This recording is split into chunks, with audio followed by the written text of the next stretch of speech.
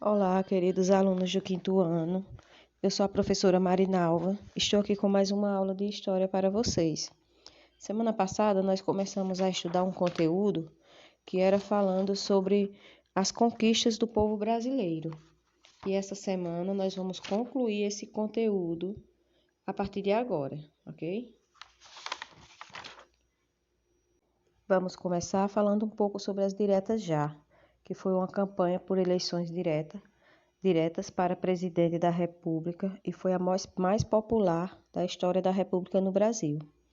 Durante o regime militar, o presidente da República era escolhido indiretamente por deputados e senadores.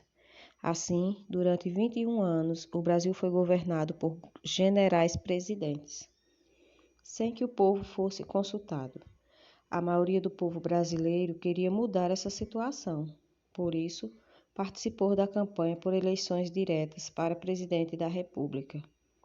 A campanha das diretas já, iniciadas em São Paulo em 1983, logo se espalhou pelo país inteiro. Aí nós vemos a foto de comícios de campanha, eram verdadeiros shows ao ar livre.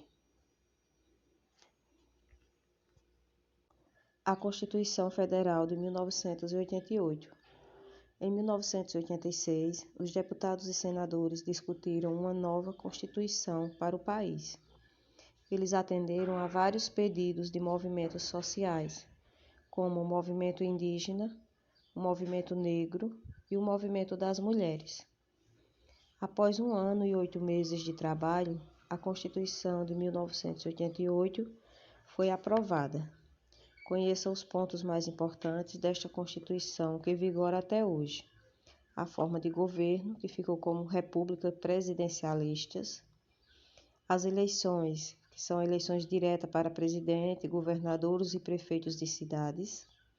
O voto tornou-se obrigatório para os brasileiros maiores de 18 e menores de 70 anos e facultativo, ou seja, não obrigatório, para os maiores de 70 anos e para os jovens com 16 ou 17 anos. Os povos indígenas obtiveram direito à posse da terra que tradicionalmente ocupavam. E as relações raciais, os crimes de racismo, passaram a ser punidos com prisão. Aí nós estamos vendo foto de indígenas presentes no Congresso Nacional para lutar por direitos em Brasília. Isso em 1988. A Constituição de 1988 já assegurava direitos a crianças e adolescentes. O Estatuto da Criança e do Adolescente, aprovado em 1990, ampliou esses direitos. E aí a gente vai ver um pouco sobre isso. O Estatuto define criança como pessoa com até 12 anos de idade, incompletos. Adolescentes são pessoas entre 12 e 18 anos e adulto, pessoa com mais de 18 anos. Conheça agora alguns direitos das crianças e dos adolescentes. Direito à vida e à saúde são direitos fundamentais e servem de base para os outros. O nascimento. Os direitos da criança começam antes do nascimento. As mães devem ser atendidas na rede pública de saúde em toda a gravidez, durante e depois do parto. E saúde. As crianças e os adolescentes têm o direito de ser atendidos em hospital ou posto de saúde, na rede pública. Se precisar de internação, os pais poderão ficar o tempo todo perto do filho. Desses direitos geraram outros, como liberdade, que as crianças e adolescentes eles têm direito à liberdade, isto é, podem dizer o que pensam e seguir sua religião. A convivência familiar e comunitária. Elas têm direito de conviver com a família e também com a comunidade, sem serem expostas a tratamento desumano ou violento. Direito à família. Os pais devem sustentar e educar seus filhos menores de sangue ou adotivos. Os adotivos têm direitos e deveres iguais aos filhos de sangue. Também direito à educação, que toda criança tem direito a uma escola pública perto de sua casa. Os menores têm direito de frequentar também a creche. O governo precisa controlar quantas crianças estão na escola e cuidar para que elas não faltem às aulas. Ainda nos direitos da criança, tem um que diz que a criança não pode trabalhar. Crianças e adolescentes só podem trabalhar com menos de 14 anos na condição de aprendiz. O adolescente aprendiz deve receber bolsa-aprendizagem, uma remuneração em dinheiro.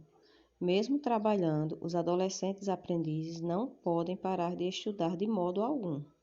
E aqui a gente também já tinha debatido alguns outros direitos da criança, né, que vocês já viram, e esses agora só vieram reforçar, aumentar o conhecimento de vocês sobre os direitos de vocês. Estatuto do Idoso. Outra importante conquista do povo brasileiro foi o Estatuto do Idoso, aprovado em 2003. O Estatuto do Idoso resultou da luta por direitos dos idosos e de seus aliados políticos. O Estatuto estabelece os direitos dos cidadãos com idade acima de 60 anos. Vamos conhecer alguns desses direitos. Direito à saúde. O idoso tem direito a receber gratuitamente remédios, especialmente os de uso permanente, como para hipertensão, que é as pessoas que têm a pressão alta, e também de diabetes, que é uma doença caracterizada pela elevação da glicose no sangue, ou seja, o açúcar encontrado, né? O idoso também tem direito a um transporte, direito de viajar gratuitamente nos transportes coletivos públicos, como ônibus, trem e metrô. Para isso, basta apresentar um documento que comprove sua idade. 10% dos assentos em transportes coletivos devem ser reservados a idosos e identificados.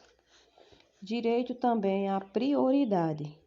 Ele tem atendimento preferencial nos órgãos que prestam serviço à população, como hospitais, bancos, escolas e etc.